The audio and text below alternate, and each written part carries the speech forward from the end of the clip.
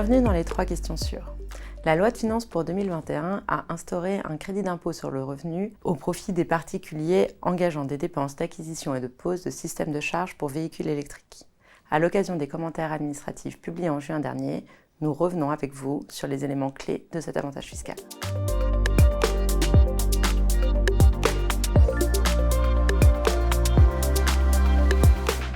Le crédit d'impôt est accordé au titre des dépenses effectivement supportées par des particuliers entre le 1er janvier 2021 et le 31 décembre 2025. Pour pouvoir en bénéficier, le contribuable doit répondre à certaines exigences. Être domicilié en France. À cet égard, rappelons que les non-résidents Schumacher sont assimilés à des personnes fiscalement domiciliées en France et affecter le local soit à son habitation principale, soit à sa résidence secondaire exclusivement. L'habitation principale s'entend du logement où résident habituellement et effectivement les membres du foyer fiscal et où se situe le centre de leurs intérêts professionnels et matériels, qu'il s'agisse de maisons, de logements situés dans un immeuble collectif ou même encore de bateaux ou de péniches aménagés en local d'habitation, à condition alors d'être utilisés en un point fixe. En ce qui concerne la résidence secondaire, leurs propriétaires, locataires ou occupants à titre gratuit peuvent également bénéficier du crédit d'impôt dans la limite toutefois d'une résidence secondaire par contribuable et à condition qu'ils s'en réservent la jouissance et l'usage exclusif. Un propriétaire affectant sa résidence secondaire à la location, même saisonnière, ne sera donc pas éligible à l'avantage fiscal. En revanche, et nous aurons l'occasion de revenir sur ce point à l'occasion de la deuxième question, peu importe que le contribuable soit propriétaire, locataire ou occupant à titre gratuit du local, ou que la dépense soit réalisée dans un immeuble collectif. Pour ouvrir droit au crédit d'impôt, le local dans lequel les travaux d'installation ou de remplacement des équipements éligibles sont effectués doit avoir la nature d'un logement, celui-ci s'entendant des pièces d'habitation proprement dites et des dépendances immédiates et nécessaires, telles que les garages. En revanche, aucune condition d'ancienneté du logement n'est exigée. Le système de charge peut être installé dans un logement existant, neuf ou acquis en l'état futur d'achèvement. Le logement dans lequel les équipements sont installés doit constituer l'habitation du contribuable à la date du paiement de la dépense à l'entreprise qui effectue les travaux ou, par tolérance administrative, le devenir à bref délai. Un délai raisonnable étant fixé, à titre de règle pratique, à 6 mois. Le bénéfice du crédit d'impôt est accordé aux contribuables pour l'acquisition et la pose, entre le 1er janvier 2021 et le 31 décembre 2025, d'un système de charge pour le logement affecté à leur résidence principale et dans leur résidence secondaire, dans la limite d'une seule résidence par contribuable.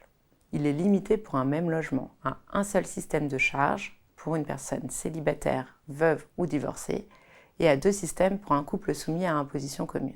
Notons que pour l'application du crédit d'impôt, le contribuable s'entend du foyer fiscal qui se compose d'une personne seule, veuve ou divorcée, ou des conjoints ou partenaires pour les personnes mariées ou liées par un PACS et soumises à imposition commune, ainsi que des personnes à charge.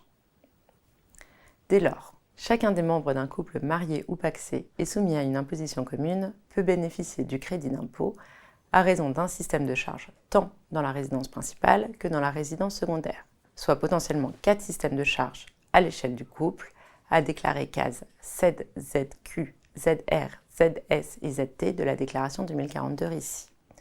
Un enfant majeur rattaché ne permettra pas de bénéficier du crédit d'impôt à raison d'un système de charge supplémentaire. Enfin, lorsque le logement est affecté à l'habitation principale d'un ou plusieurs contribuables non soumis à imposition commune, chacun d'entre eux pourra prétendre au bénéfice du crédit d'impôt.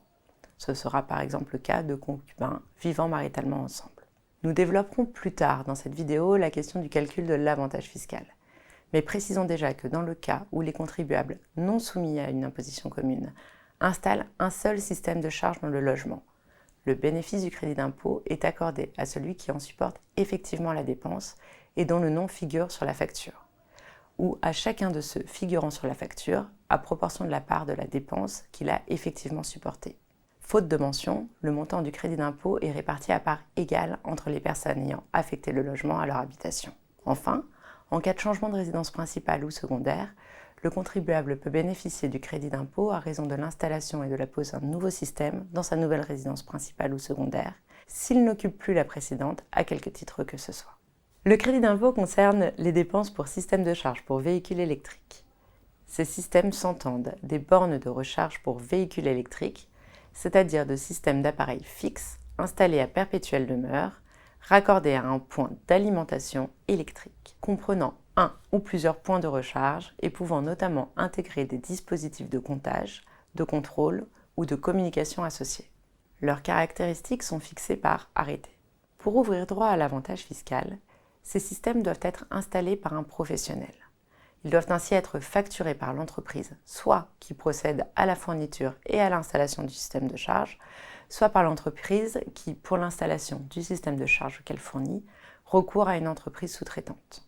En revanche, les équipements, matériaux ou appareils acquis directement par le contribuable, même si la pose ou leur installation est effectuée par un professionnel, ne sont pas éligibles au crédit d'impôt.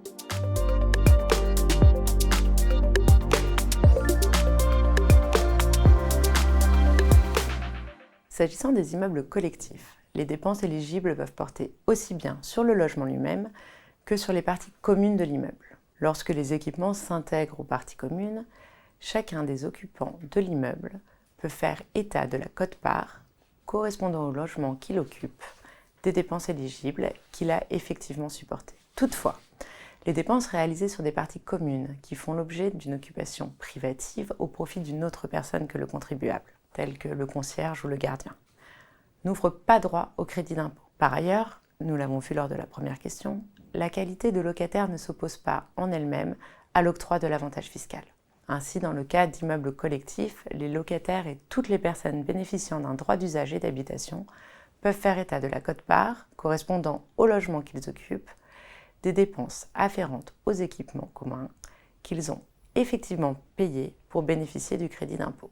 Concrètement, cela concerne les dépenses qu'ils acquittent personnellement et directement à raison du logement occupé, le cas échéant, la quote-part mise à leur charge des travaux réalisés dans les parties communes ou privatives dont le propriétaire leur demande le remboursement. Sous réserve de remplir les autres conditions requises, la réponse est donc positive. Le locataire d'un appartement situé dans un immeuble collectif peut bénéficier du crédit d'impôt pour système de charge de véhicules électriques.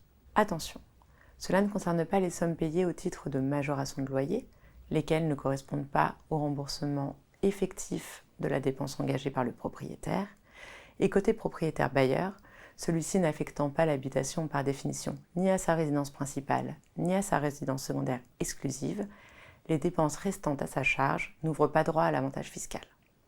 Il pourra, le cas échéant, les déduire de ses revenus fonciers. Précisons également, à l'occasion de cette problématique, que la circonstance que le logement appartienne à une société de personnes non soumises à l'impôt sur les sociétés ne fait pas non plus obstacle au bénéfice du crédit d'impôt pour l'associé occupant du logement s'il supporte effectivement une dépense éligible.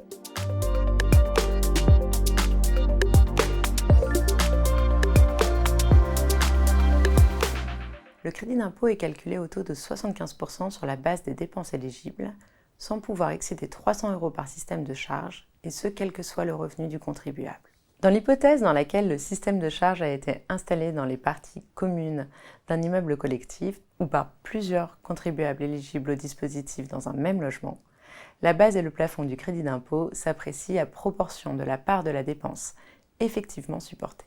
Le crédit d'impôt s'applique sur les dépenses d'acquisition du système de charge et sur les dépenses de main-d'œuvre correspondant aux travaux d'installation ou de remplacement de l'équipement, telles qu'elles résultent de la facture d'entreprise, et pour leur montant, toutes taxes comprises. Sont en revanche exclus de la base du crédit d'impôt les frais annexes ou les frais financiers. Lorsque l'équipement s'intègre dans un logement lors de sa construction ou à un logement neuf livré équipé, on retient en coût d'équipement le prix de revient pour le constructeur ou le vendeur, majoré de la marge bénéficiaire qu'il s'accorde sur le montant de l'équipement. Seules les dépenses effectivement supportées par le contribuable ouvrant droit au crédit d'impôt doivent, le cas échéant, être déduites de la base de celui-ci, celles compensées par des primes ou aides accordées aux contribuables. Le fait générateur du crédit d'impôt est constitué par la date du paiement de la dépense à l'entreprise ayant facturé les travaux.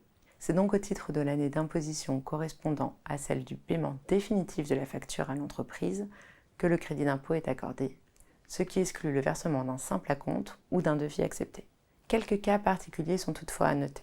En cas de paiement par l'intermédiaire d'un tiers, Le fait générateur n'est pas constitué par le versement à ce tiers des appels de fonds, mais par le paiement définitif par ce tiers du montant des travaux à l'entreprise qui les a facturés. En cas de recours à un crédit à la consommation, c'est bien la date du paiement de la facture à l'entreprise qui constitue le fait générateur du crédit d'impôt, quelles que soient les échéances de remboursement du crédit par le contribuable auprès de l'organisme prêteur. Lorsque l'entreprise qui a facturé les travaux accorde au contribuable un paiement de la facture échelonnée, la dépense est considérée comme intégralement payée à la date à laquelle le premier versement est effectué. Lorsque le système de charge pour véhicule électrique s'intègre à un logement acquis neuf, le fait générateur du crédit d'impôt est constitué par la date d'acquisition du logement. Lorsque le système de charge pour véhicule électrique s'intègre à un logement que le contribuable fait construire ou acquiert en l'état futur d'achèvement, le fait générateur du crédit d'impôt est constitué par la date d'achèvement du logement, qui doit donc intervenir avant le 31 décembre 2025. Notons que dans les immeubles collectifs, l'état d'avancement des travaux s'apprécie distinctement pour chaque appartement et non globalement à la date d'achèvement des parties communes. Ces développements n'étant pas exhaustifs, nous invitons nos lecteurs à consulter le feuillet hebdomadaire numéro 3998 du 13 juillet 2023 pour aborder ce sujet avec plus de précision.